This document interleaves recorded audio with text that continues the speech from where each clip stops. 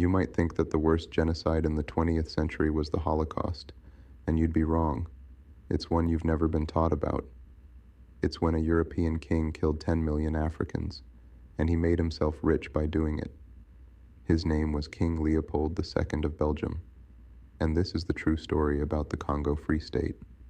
In 1885, at the Berlin Conference, Europe carved Africa up like a cake. But Belgium's King Leopold II didn't just want a slice, he wanted all of the profits.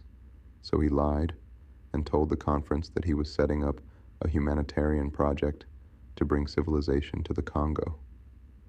In reality, he created a slave empire, his own personal property, the Congo Free State. He used fake charities and PR to bring international backing, even from the US. They were the first to recognize his claim. And with the rubber boom exploding, Leopold forced millions of Congolese people into brutal labor. Villagers were raided, men were enslaved, women were held hostage, and children were mutilated or killed as punishment. His private army, the Force Publique, had one job: to hit their quotas.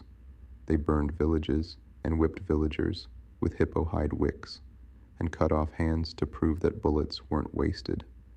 Yes, severed hands were used like currency.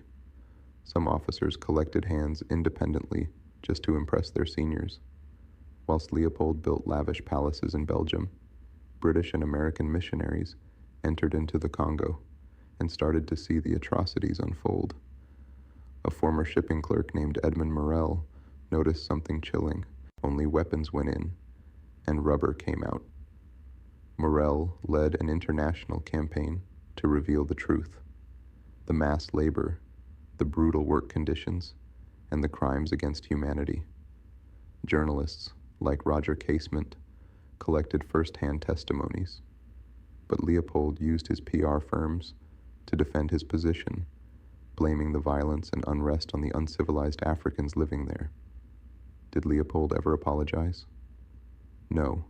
He called it civilizing a savage land, and had statues erected in his own honor. In 1908, global outrage finally forced Belgium to take away the Congo from Leopold, but it really wasn't to save lives, it was to save face. But even after Leopold's death, Belgium continued to use the Congo as a colonial prison, all the way until 1960, and the trauma, it never left. Today, most Belgians don't learn this in school, and most history books just gloss over it. And in the Congo, the scars still remain: economic, physical, generational. So ask yourself, why weren't you taught about the Congo Free State? And why do we erase African suffering from colonial history?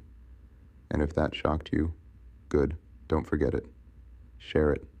Make sure people understand the history of the world we live in.